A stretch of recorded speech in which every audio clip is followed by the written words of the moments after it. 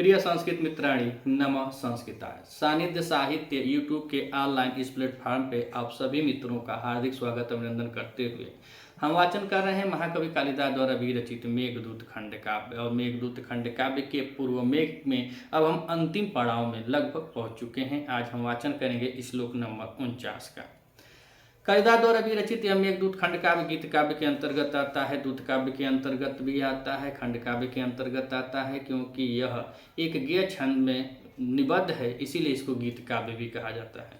महाकवि वाल्मीकि जो आदि कवि हैं, उस रामायण से यह बताया जाता है कि उसमें से यह जो मेघ की कल्पना किए हैं वह दूत कल्पना, वहाँ से इन्होंने इसमें प्रेरित होकर के निबद्ध किया है।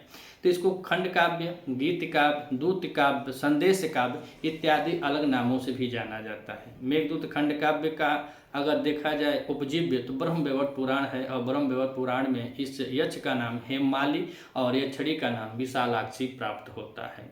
मेघदूत में दो खंड हैं, पूर्व मेघ है और उत्तर मेघ में विभक्त है, मगर दोनों खंडों में मात्र एक ही छंद है, मंदाक्रांता छंद है। यक्ष द्वारा निष्कासित उसका अनुचर, माफ कीजिएगा यक्ष नहीं, कुबेर के द्वारा, कुबेर जो हैं इनके यक्षों के स्वामी हैं, तो कुबेर के द्वारा निष्कासित यक्ष जो अलका पुरुष से निकलकर 1 साल के श्राप में वह आकर रामगिरी के पर्वतों पर यानी कि रामगिरी के आश्रमों में वह निवास करता है। वह ऐसा पर्वत है जहाँ पे भगवान रामचंद्र के पद चिन्ह के आज भी वहाँ पे चिन्हित वहाँ की चट्टानें हैं, मेखलाएं हैं, इसीलिए वह पर्वत बहुत ही वंदनीय है, पूजनीय है। और माता सीता के स्नान करने से जहाँ का जल पूर्ण उदित हो उठा है, ऐसा वह रामगिरी पर्वत है। उसी रामगिरी पर्वत के आश्रमों में वह यक्ष निवास करता है।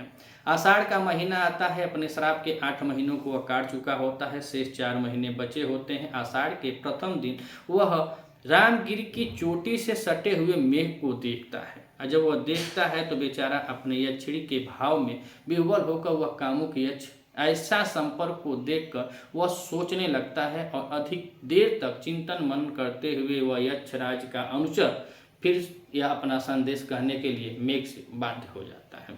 इत्यादि यह कहानी अगर देखा जाए तो पूर्व मेघ में यक्ष बस अलकापुरी के मार्गों का वृत्तांत करता है, और भौगोलिक दृष्टि से महाकवि कालिदास जी ने जैसे मानसून का प्रवाह होता है जिस मार्ग से, उस मार्ग का संपूर्ण इसमें बतलाए हैं कि ऐसे ऐसे मार्ग अलकापुरी तक जाएगी।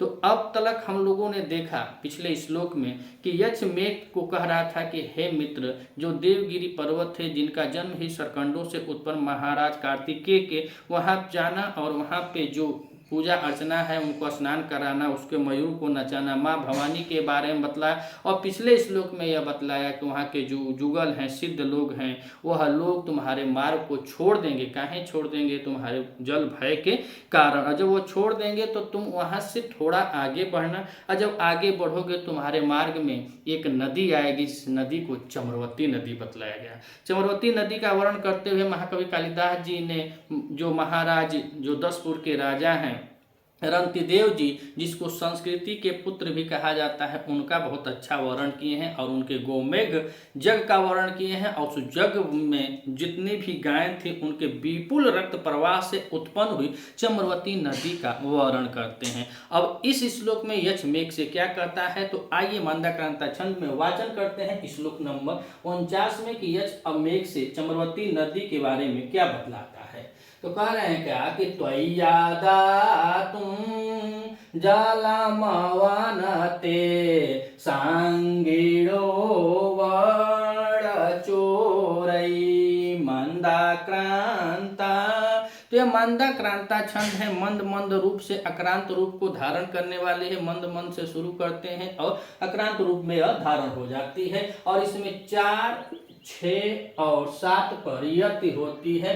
तो पहली यति 4 पे होती है, दूसरी 6 पे होते हैं, दूसरी अगर देखा जाए प्लस किया जाए तो यहाँ पे 10 हो जाएगा, और तीसरी जहाँ तो 17 वर्ड होते हैं, कुल 17 वर्ड होते हैं। पहली यति 4 वर्ड पे होती है, दूसरी 6 वर्ड पे होती है, और तीसरी 7 वर्ड पे होती है।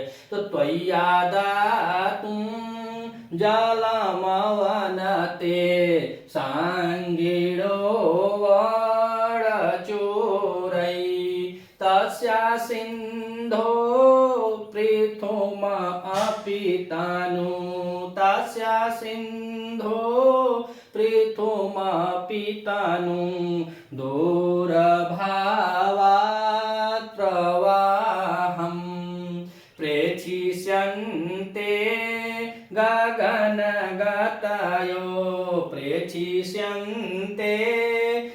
गगन गतयो नो नमावज्यदिष्टिं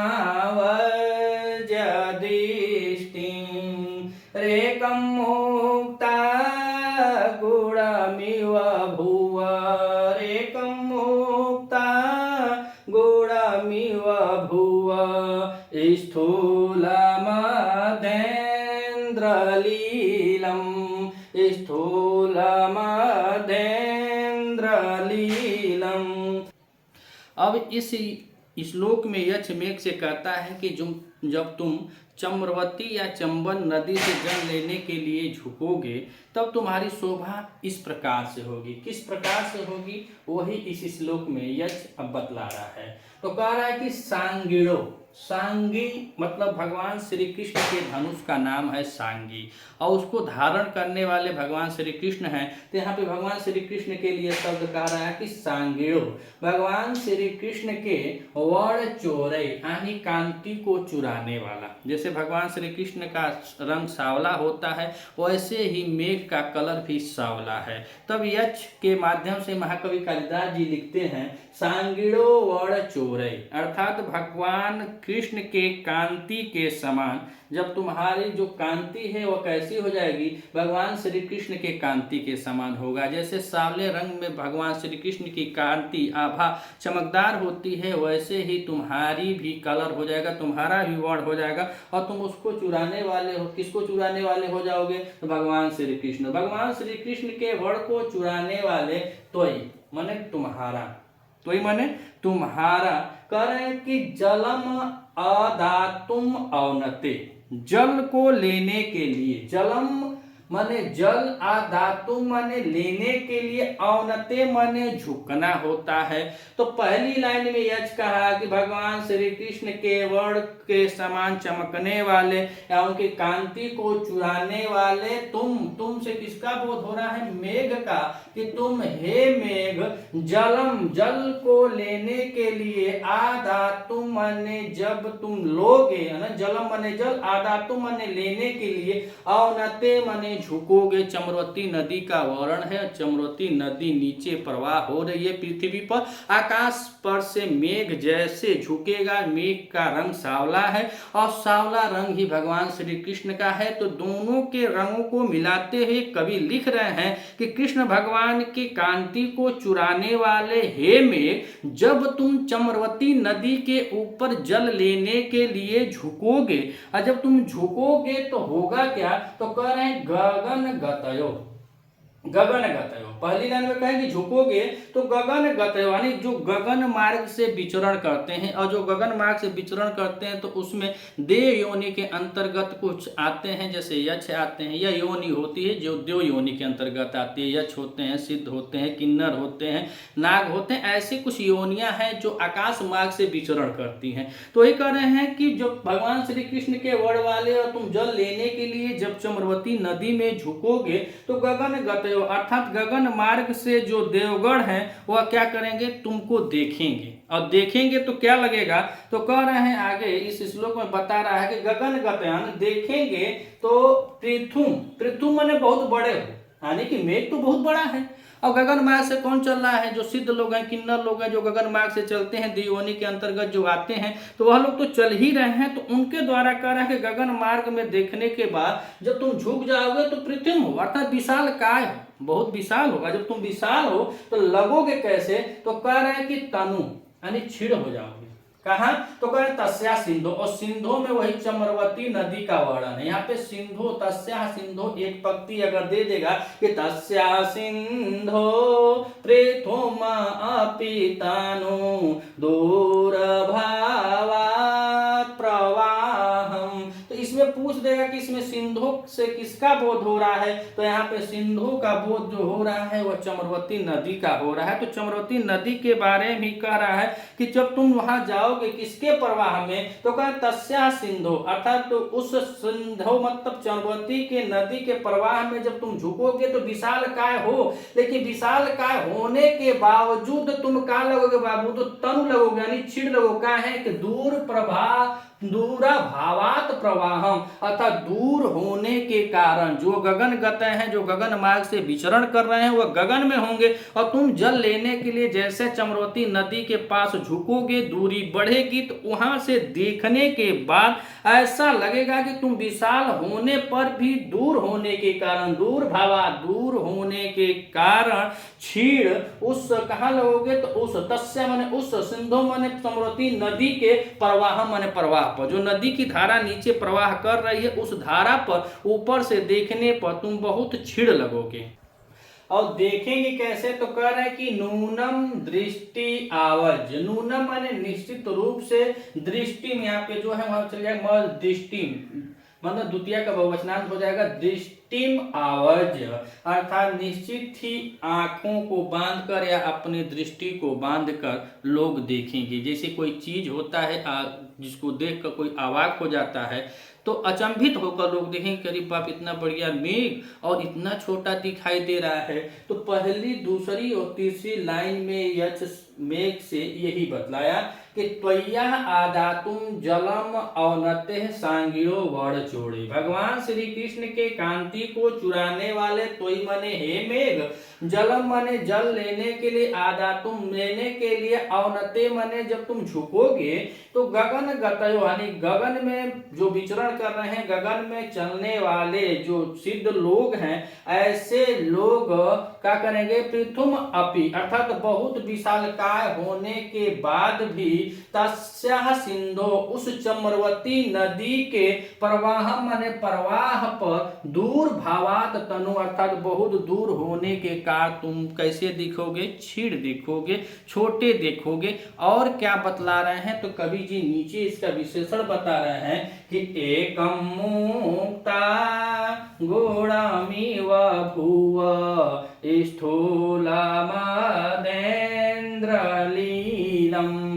तो कह रहे हैं कि एक मुक्ता यानी कि एक लड़ी में पिरोए हुए हार के गुण, यू मैंने समान, उत्प्रेक्षा अलंकार हो जाए, उत्प्रेक्षा अलंकार होगा तो कह एकम मुक्ता गुण गुणम इव भुव, अर्थात पृथ्वी पर एक लड़ी में पिरोए हुए हार के बीच में स्थूल मध्य यानी स्थूल मध्य बीच में इंद्र मध्येंद्र नीलम, अर्थात जैसे कोई हार हो और हार के बीच में कोई नील मणि जैसे पिरोई गई हो, वैसे ही तुम्हारी आकृति हो जाएगी। ऐसे तुम ऊपर से देखने पर शोभायमान लगोगे या सुशोभित होगे।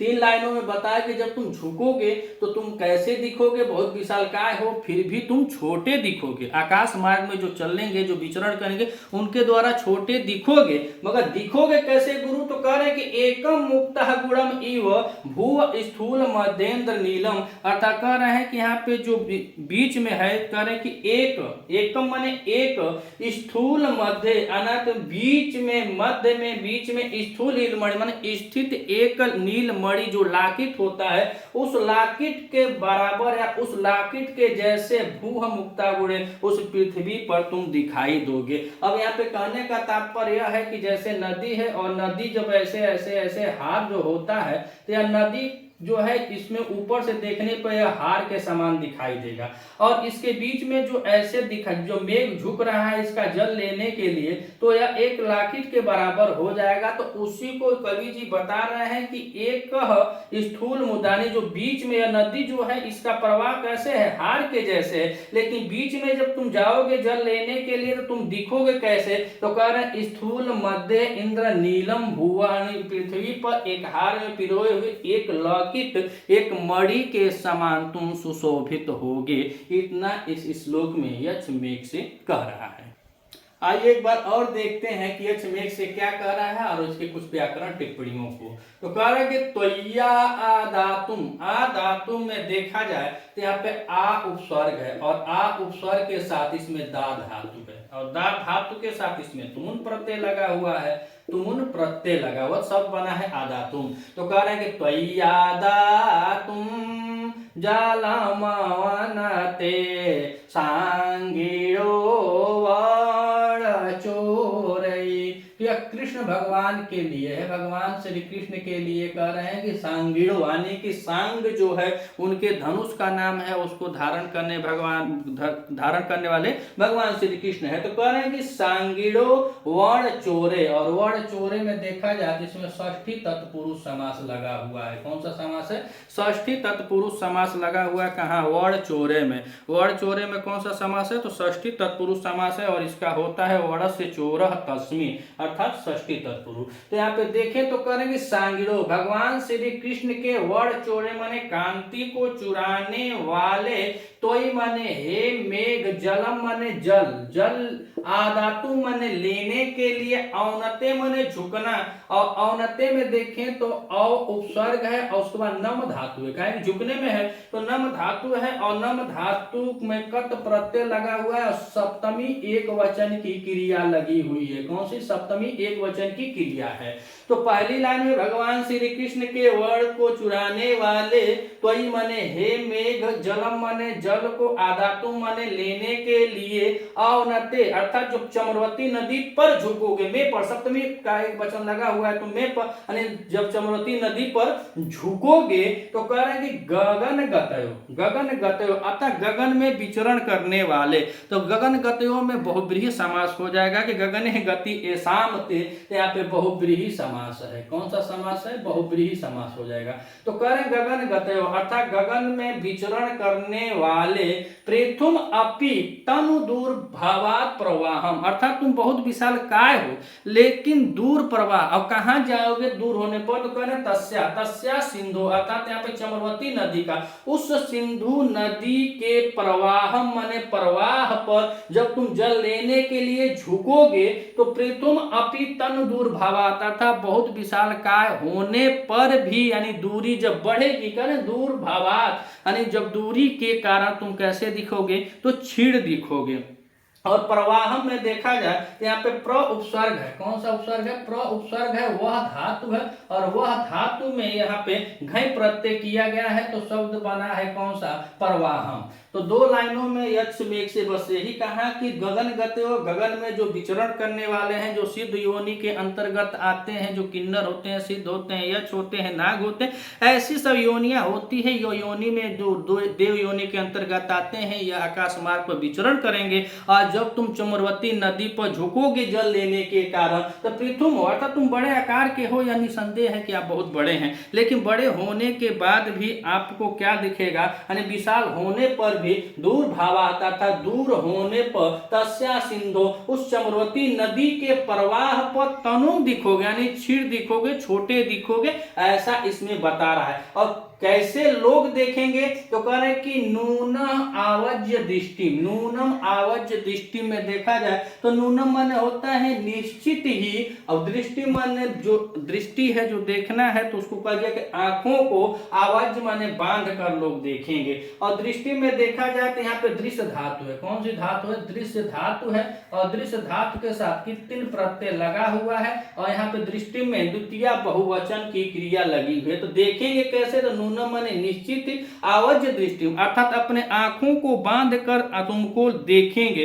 और आवज्य में देखा जाए तो यहाँ पे आ उपसर्ग है। क्या है? आ उपसर्ग है, और आ उपसर्ग के साथ इसमें बीज धातु में ऋच प्रत्यय है, और ऋच प्रत्यय के साथ कर्तवा प्रत्यय किया गया है, शब्द बना है आवज्य। तो गगन गतयो लोग कैसे देखेंगे? तो तुमको देखेंगे तो अपने आंखों को बांध कर देखेंगे, मतलब एकाटक एक टकटकी लगाकर देखेंगे, अरे ऐसे कैसे हो गया, जैसे कोई अवाक होकर देखता है वैसे ही लोग देखेंगे।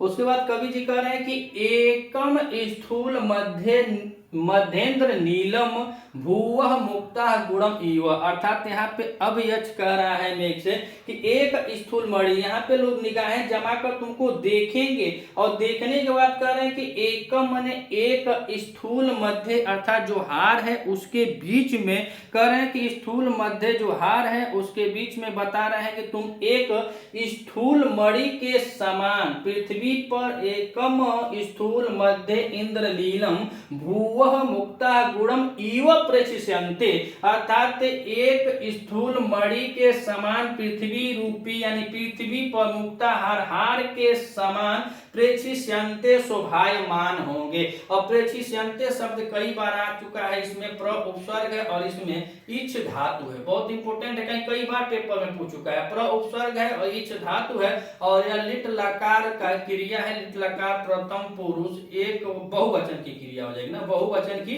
क्रिया हो जाएगी। प्रेक्षिष्यन्ते यानी गगनगत इसका कर्तव्य, प्रेक्षिष्यन्ते माने शोभायमान होंगे। बहुत लोग तुमको ऐसे देखेंगे, तो कैसे देखेंगे? तो अपने दृष्टि को, अपने निगाहों को जमा करके तुमको देखेंगे कि इव मानो। अर्थात इस श्लोक में देखा जाए तो इसमें उत्प्रेक्षा अलंकार हो जाएगा। उत्प्रेक्षा अलंकार के साथ यहाँ पे और बता रहे हैं पुस्तक में कि निदर्शना, निदर्शना और उत्प्रेक्षा अलंकार है। काहे उत्प्रेक्षा अलंकार है? काहे कि यहाँ पे इव है और तुमको दृष्टि बांध कर बड़े सम्मान के साथ प्रेक्षिष्यन्ते माने शोभायमान होगा। कैसे शोभायमान होंगे?